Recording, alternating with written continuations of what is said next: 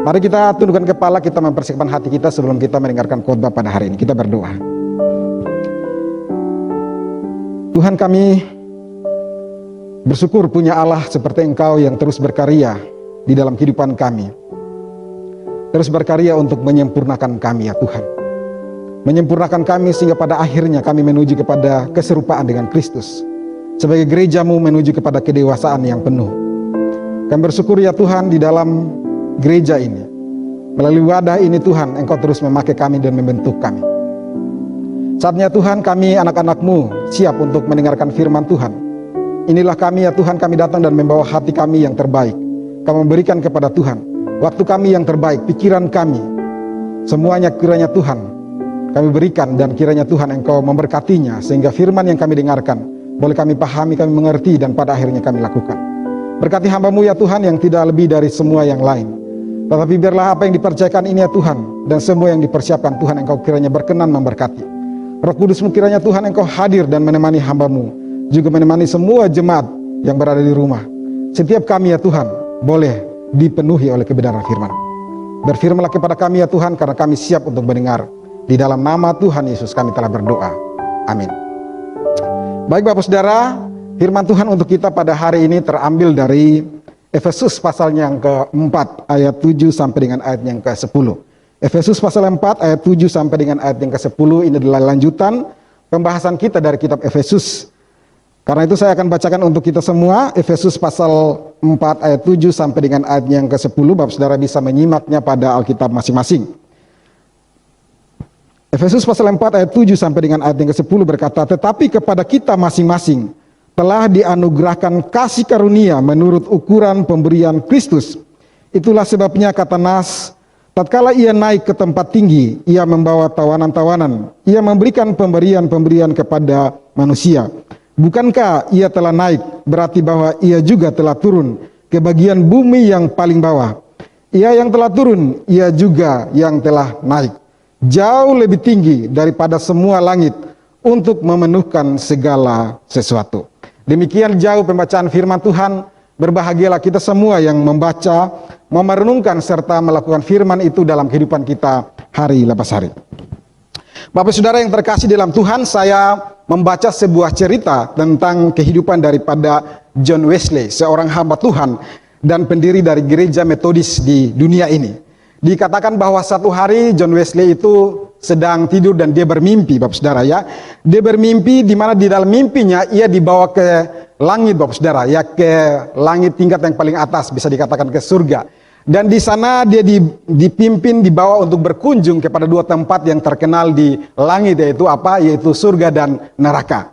Yang pertama dia dibawa berkunjung kepada neraka, Bapak Saudara. Ya, sampai di depan pintu neraka, di sana ada seorang malaikat yang menjaga pintu gerbang neraka. Dan dia bertanya kepada malaikat yang berjaga di depan pintu neraka itu, dia bertanya seperti ini. Apakah di dalam neraka ini ada orang-orang yang beragama Katolik Roma? Sang malaikat menjawab, "Oh iya, banyak sekali mereka di dalam." Kemudian dia bertanya, apakah di dalam ada orang-orang yang beraliran Calvinis, Reform? Malaikat ini berkata, ya, ada juga banyak di dalam.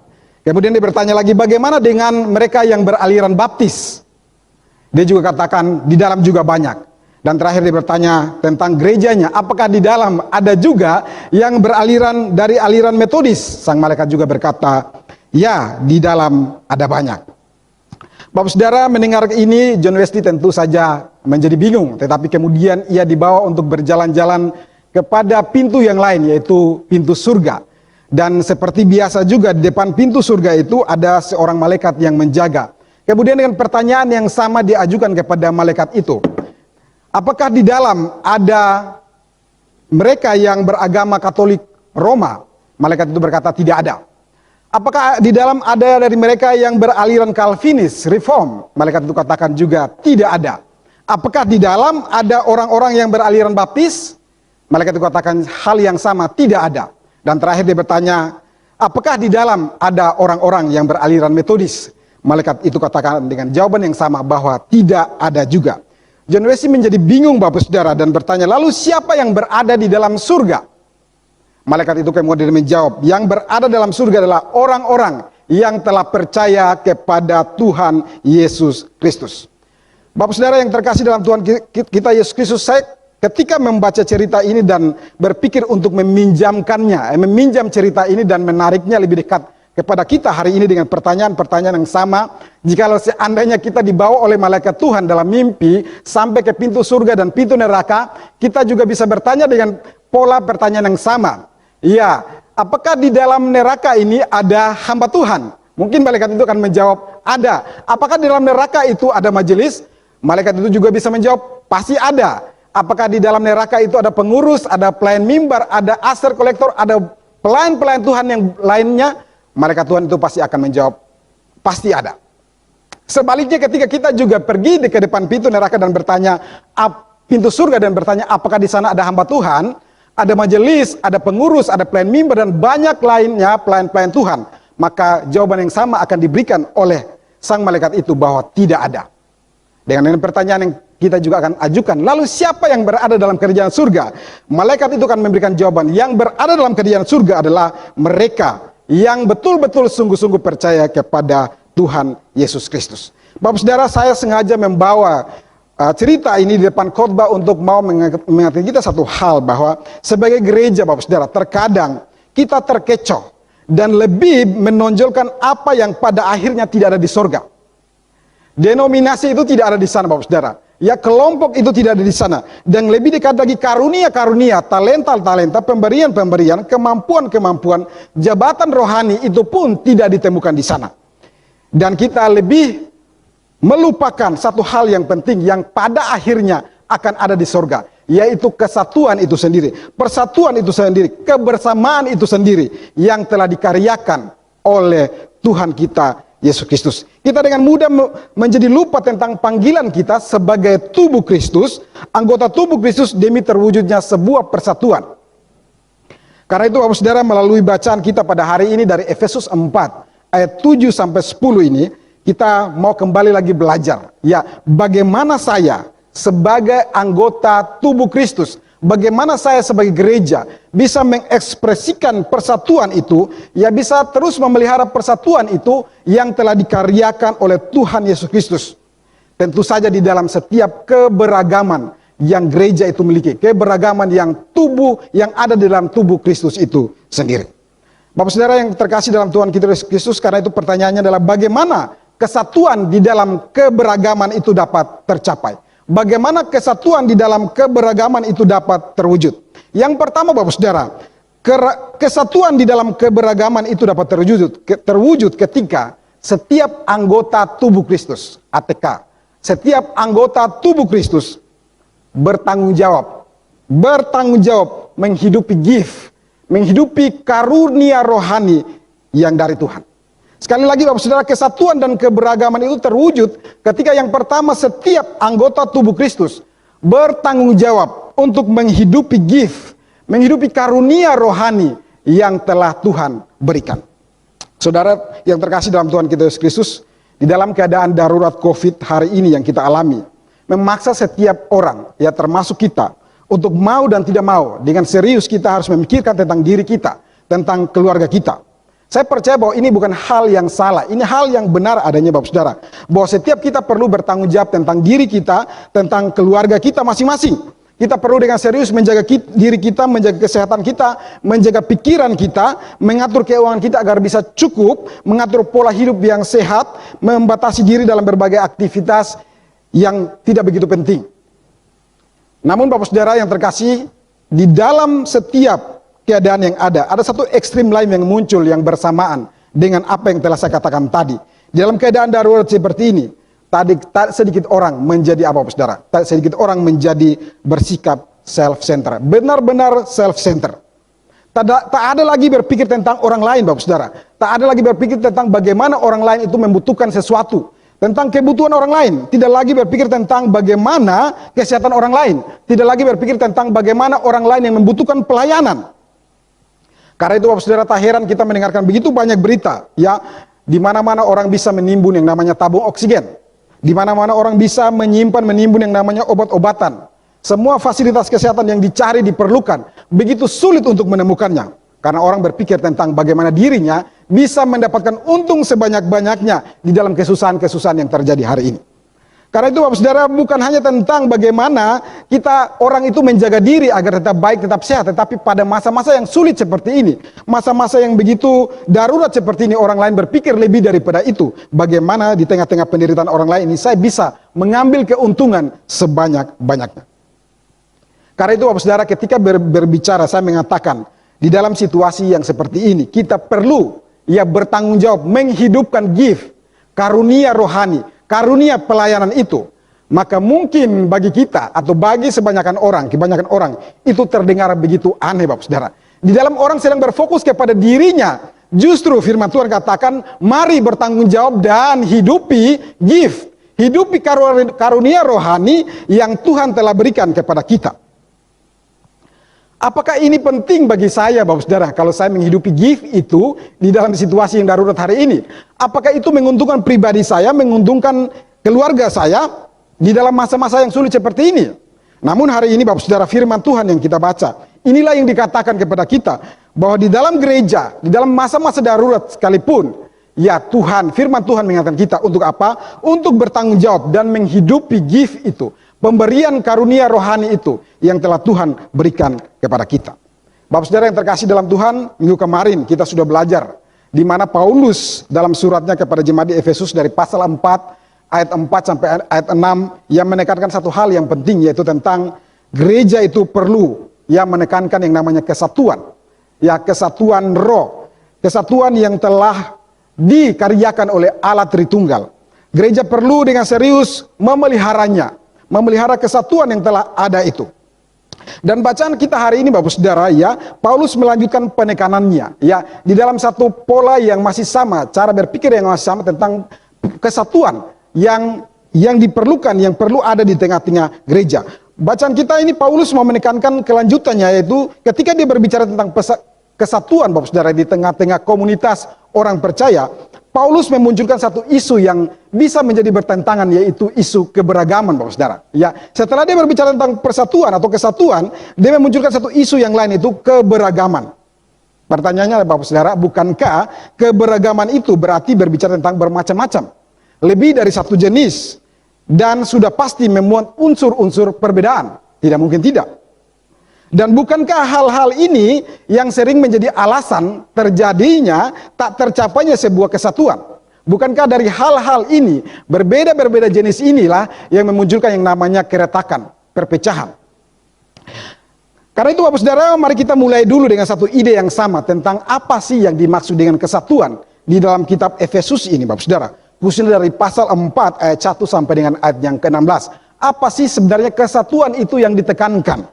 Nah, ketika kita berbicara tentang kesatuan, ketika Paulus berbicara tentang kesatuan dalam kitab Efesus, itu dimaksudnya adalah kesatuan setiap anggota gereja, anggota tubuh Kristus, yaitu setiap kita, baik itu kita secara pribadi, lepas pribadi, maupun secara organisasi dalam bentuk gereja, Bapak Saudara. Paulus berbicara tentang kesatuan orang-orang percaya, kesatuan gereja.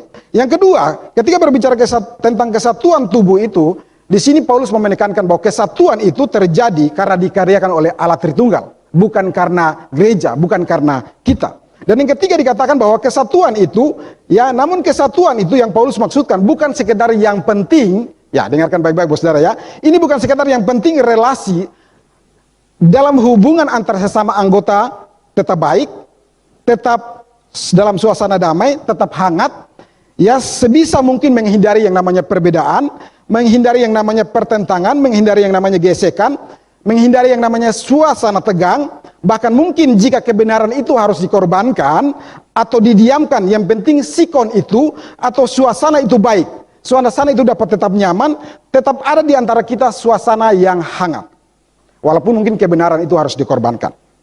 Kesatuan yang Paulus maksudkan ini lebih dari sekedar sikon Bapak Saudara, tentang suasana hati Bapak Saudara, tentang lebih dari sekedar perasaan dalam berelasi yang mungkin menurut kita ini telah kita dapatkan dalam gereja ini. Gereja ini aman, bersatu, semuanya damai dan tenang.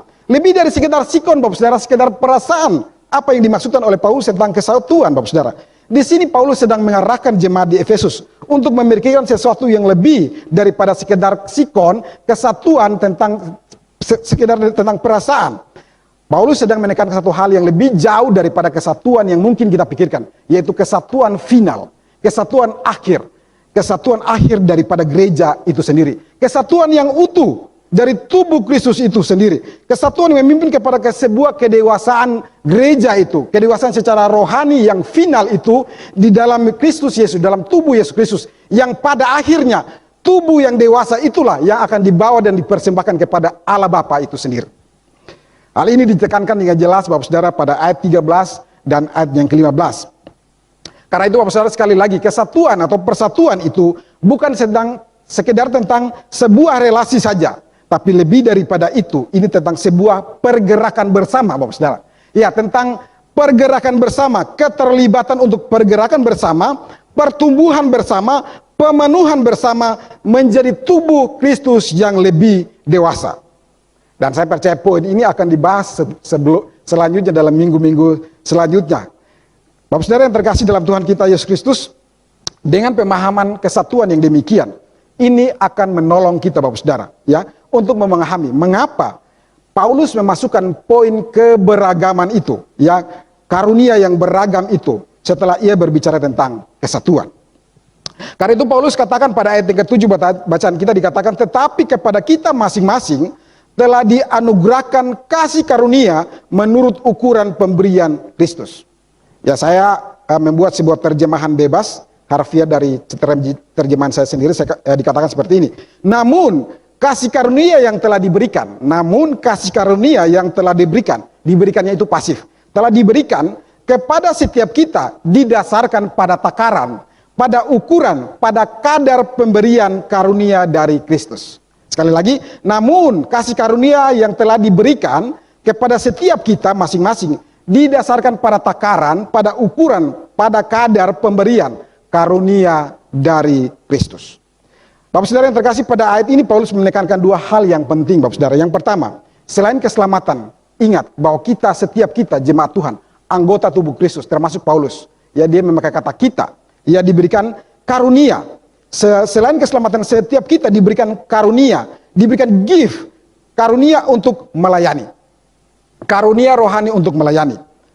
Bapak Saudara, kita bisa membandingkan hal ini jikalau kita membaca misalnya dari Roma pasal 12 ayat 6 sampai ayat 8, atau dari 1 Petrus 4 ayat 10 sampai 12. Saya bacakan salah satu bagian dari Roma Bapak Saudara. Dikatakan dari Roma 12 ayat 6 sampai 8 seperti ini, demikianlah kita mempunyai karunia yang berlainan menurut kasih karunia yang dianugerahkan kepada kita. Jika karunia itu adalah untuk bernubuat, baiklah kita melakukannya sesuai dengan iman kita. Jika karunia untuk melayani, baiklah kita melayani. Jika karunia untuk mengajar, baiklah kita mengajar. Jika karunia untuk menasihati, baiklah kita menasihati. Siapa yang membagi-bagikan sesuatu, hendaklah ia melakukannya dengan hati yang ikhlas. Siapa yang memberi pimpinan, hendaklah ia melakukannya dengan rajin. Siapa yang menunjukkan kemurahan, hendaklah ia melakukannya dengan sukacita. Ini bagian yang pertama Bapak Saudara, bahwa selain keselamatan, Tuhan juga memberikan gift, karunia rohani kepada setiap orang percaya. Yang kedua, karunia rohani itu atau gift itu diberikan berdasarkan takaran, berdasarkan ukuran Bapak Saudara, ya, pemberian dari Kristus. Maksudnya adalah Bapak Saudara, masing-masing orang diberikan takaran yang berbeda satu sama dengan yang lainnya. Berbeda Bapak Saudara, tetapi ingat bahwa itu semua berasal dari sumber yang sama. Namun Bapak Saudara, pemberian ini bukan sekedar pemberian biasa Bapak Saudara kepada setiap pribadi-pribadi yang dibagikan. Pemberian ini dengan satu tujuan, perlu diurus Bapak Saudara, perlu dikelola, perlu dipelihara. Intinya apa Bapak Saudara? Intinya adalah setiap kita anggota tubuh Kristus yang menerima gift itu, kita perlu bertanggung jawab dengan karunia-karunia itu. Sebab setiap gift yang diberikan itu punya tujuannya, yaitu apa? Yaitu untuk mempersatukan, yaitu untuk memenuhkan, yaitu untuk menjadikan dewasa tubuh Kristus itu sendiri, menjadikan dewasa gereja itu sendiri.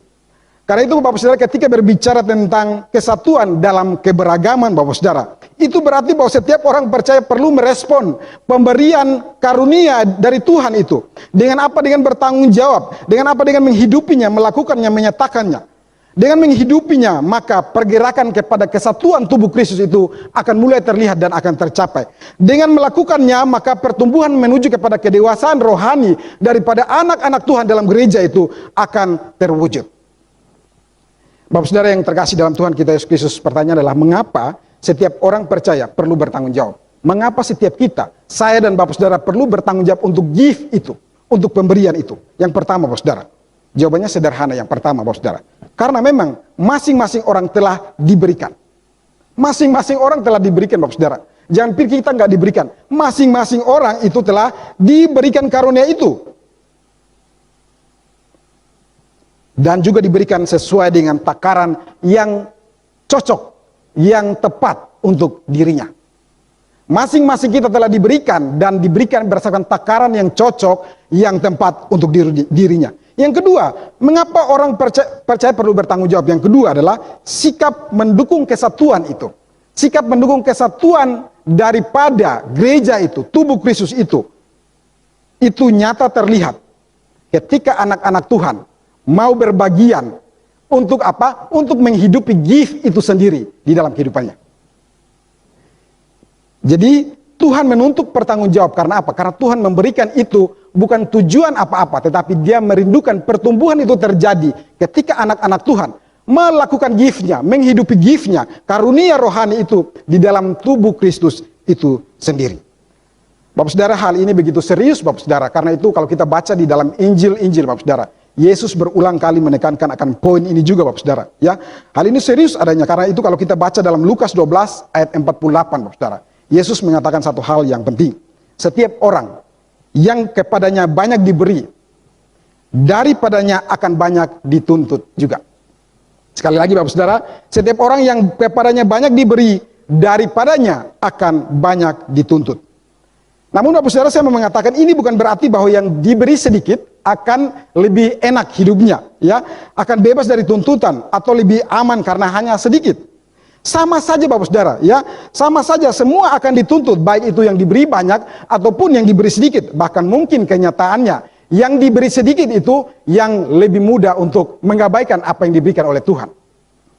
Kalau kita membaca satu perumpamaan yang lain Bapak saudara, ya, dari Tuhan Yesus sendiri dalam Matius 25 ayat 14 sampai ayat 30, perumpamaan yang sangat terkenal itu tentang talenta Bapak saudara, ya.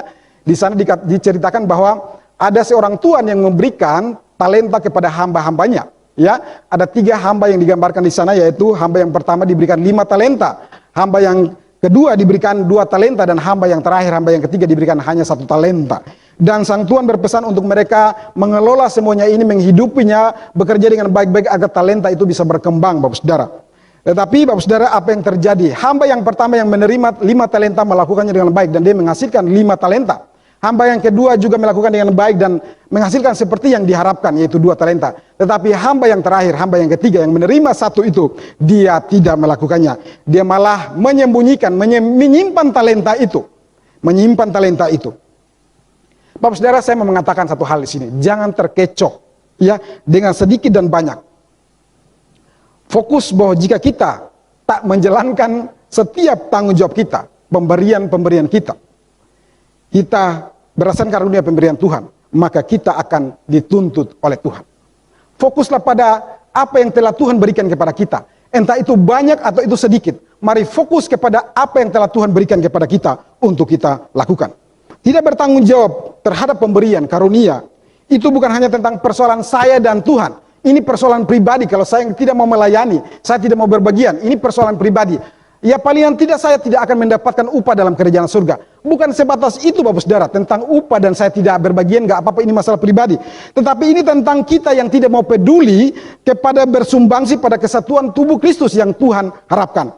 Ini kita tidak mau peduli kepada gereja yang sedang berjalan menuju kepada kedewasaan final, kedewasaan rohani yang final, yang di dalamnya kita diberikan karunia-karunia untuk apa? Untuk ikut bersumbangsi. Ini menunjukkan ketidakpedulian kita ketika kita tidak mau bertanggung jawab. Jadi ini bukan masalah saya dan pribadi dengan Tuhan. Yang lain gak usah urus campur. No, Bapak saudara. Bukan masalah itu Bapak saudara. Ini menunjukkan bahwa bagaimana sikap kita terhadap proyek kerajaan Allah, proyek tubuh Kristus di dalam dunia ini. Karena itu Bapak saudara, dari sini kita bisa paham mengapa dalam perumpamaan Yesus tentang talenta itu digambarkan ekspresi daripada Tuhan sangat marah kepada hamba yang tidak menjalankan panggilannya itu. Hamba yang tidak mengolah talentanya itu. Dia gambarkan bahwa sang Tuhan begitu marah kepada dia. Dengan demikian Bapak Saudara, demikian juga lah ekspresi Tuhan kita. Ketika kita tidak mau menjalankan apa yang telah Tuhan berikan kepada kita. Ketika kita tidak mau menjalankan tanggung jawab kita. Demikianlah ekspresi Tuhan. Ia tidak senang, ia tidak suka kepada hamba yang demikian. Hamba yang tidak mau bersumbangsi kepada pembangunan tubuh Kristus itu sendiri. Menuju kesatuan final, kesatuan rohani yang diharapkan oleh Allah. Namun Bapak Saudara, dari poin ini juga saya mau klarifikasi satu hal Bapak Saudara. Kita perlu ingat bahwa ketika kita menjalankan fungsi kita sebagai anggota tubuh Kristus, itu bukan kita jalankan karena perasaan takut kita. Ya, karena perasaan takut kita akan dituntut Bapak Saudara. Dituntut nanti oleh Kristus. Tapi mari kita jalankan itu semua dengan sebuah kesadaran penuh bahwa kita dianugerahi, kita diberikan gift, kita diberikan karunia rohani. Untuk apa? Untuk ikut bersumbangsi di dalam proyek kesatuan final di dalam tubuh Kristus itu sendiri. Bapak Saudara yang terkasih, hari ini Bapak Saudara sudah setahun lebih kita terisolasi Bapak Saudara. Kita menjadi terbatas. Kita menjalani ibadah secara online di tempat kita masing-masing. Dan kita tidak seperti biasanya bisa datang ke gereja, berkumpul secara komunal dan beribadah. Dan juga yang lebih lagi kita tidak bisa bekerja sama, ya, bergotong royong, berbondong-bondong, bisa bersama-sama melayani seperti biasanya. Namun pertanyaannya adalah, apakah dengan situasi terisolasi seperti ini, apakah itu berarti juga bahwa menjadi terisolasi karunia Tuhan yang telah Dia berikan kepada kita?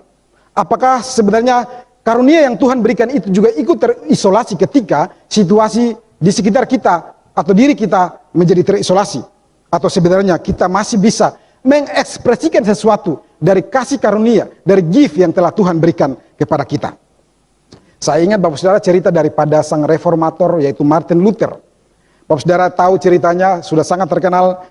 Ketika Martin Luther, Bapak Saudara, ketika di awal reformasi yang ia lakukan, ada satu hal yang dia alami, yaitu dirinya juga mengalami yang namanya terisolasi, Bapak Saudara. Ya, Martin Luther juga mengalami yang namanya kehidupan terisolasi.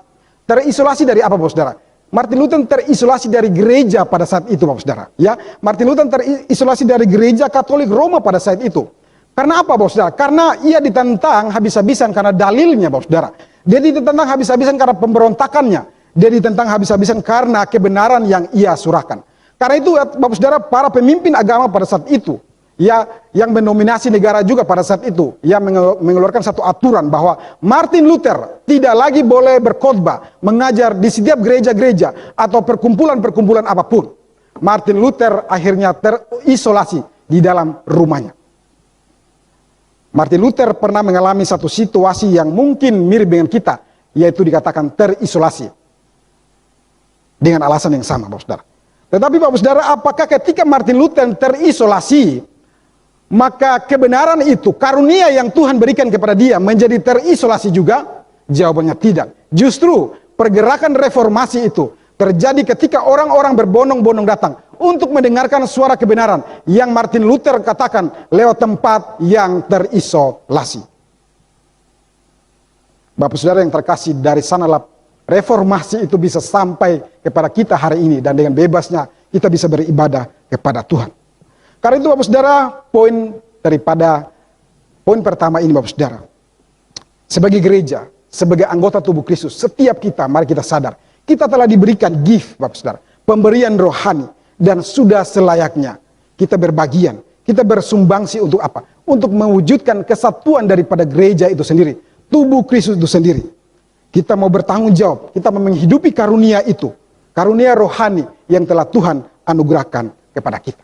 Itu poin pertama Bapak Saudara, bahwa setiap kita ya perlu bertanggung jawab menghidupi karunia rohani yang telah Tuhan anugerahkan kepada kita.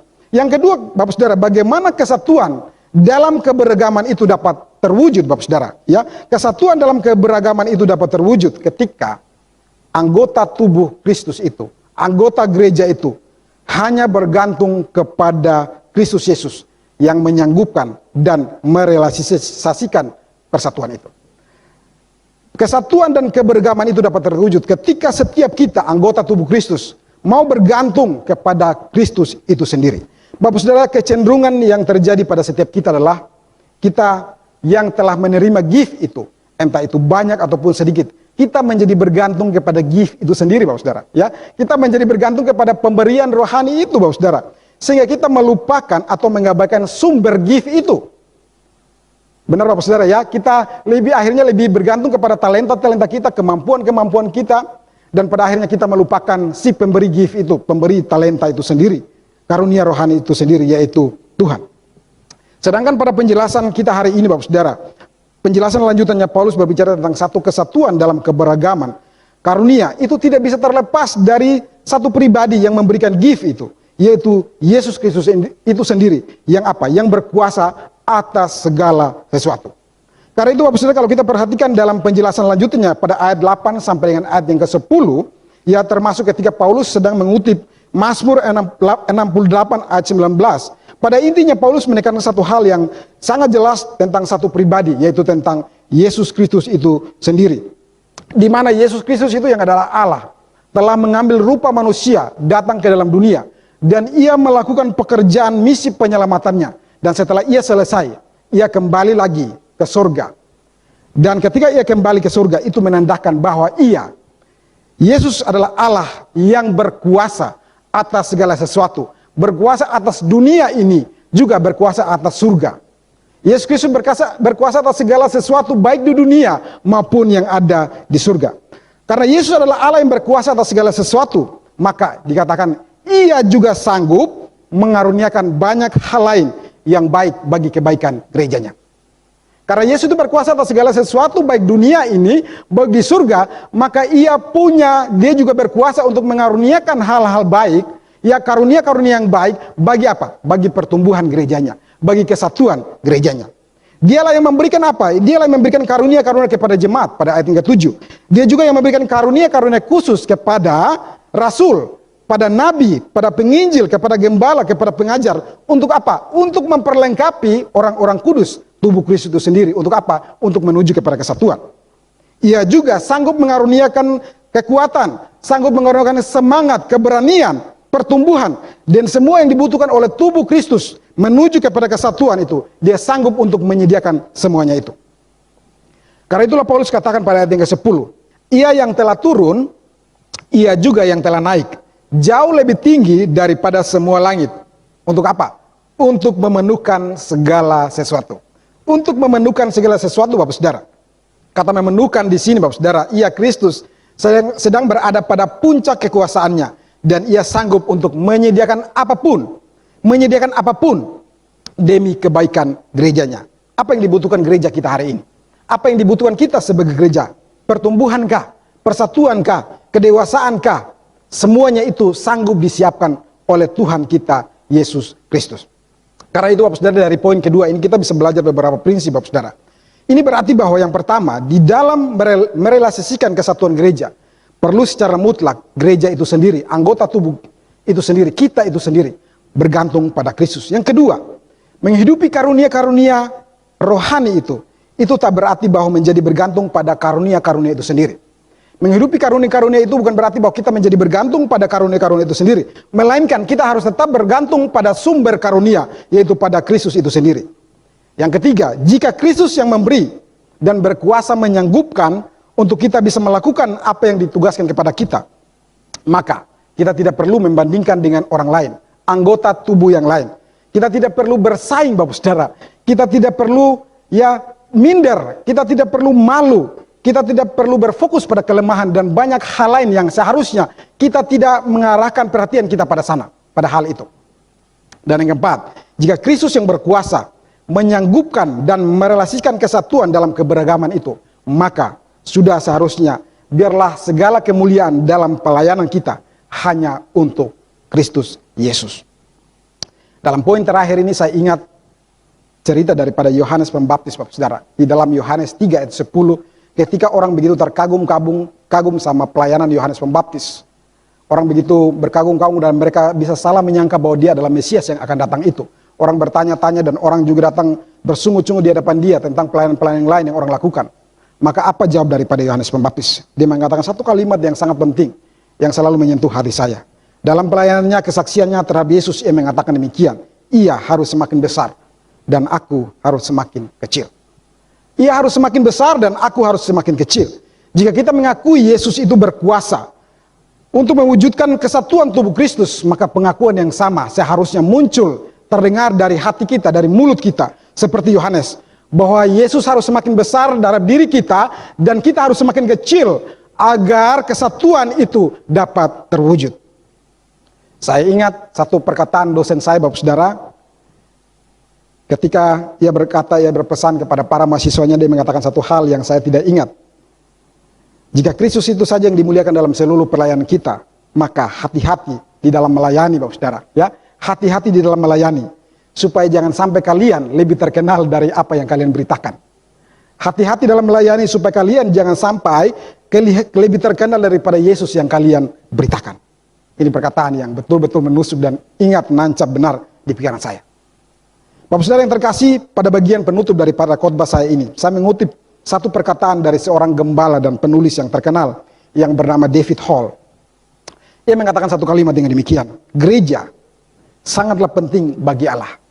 Gereja sangatlah penting bagi Allah. Karena apa?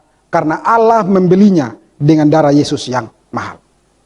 Gereja sangat penting bagi Allah. Karena apa? Karena Allah membelinya dengan darah Yesus yang mahal. Gereja itu sekarang menjadi milik Yesus Kristus dan seharga nyawa Yesus Kristus. Dan ia gereja akan terus bertahan selamanya. Dan ia gereja akan terus bertahan selamanya. Saudara, Bapak Saudara yang terkasih, gereja memang akan bertahan selamanya karena gereja telah diberi dengan darah Kristus yang mahal. Namun satu hal yang tak selamanya akan ada, yaitu kesempatan untuk bisa bersumbangsi di dalam mewujudkan kesatuan final dari tubuh Kristus. Karena itu Bapak Saudara, selagi masih ada kesempatan untuk berbagian di dalam mewujudkan persatuan tubuh Kristus, maka marilah kita berbagian. Selagi diberikan karunia untuk bisa berbagian, maka marilah kita melayani. Amin. Mari kita berdoa. Kami datang dan merendahkan diri di hadapan Engkau ya Tuhan, setelah kami mendengarkan firman-Mu. Firman-Mu mengatakan kepada kami dengan jelas hari ini bahwa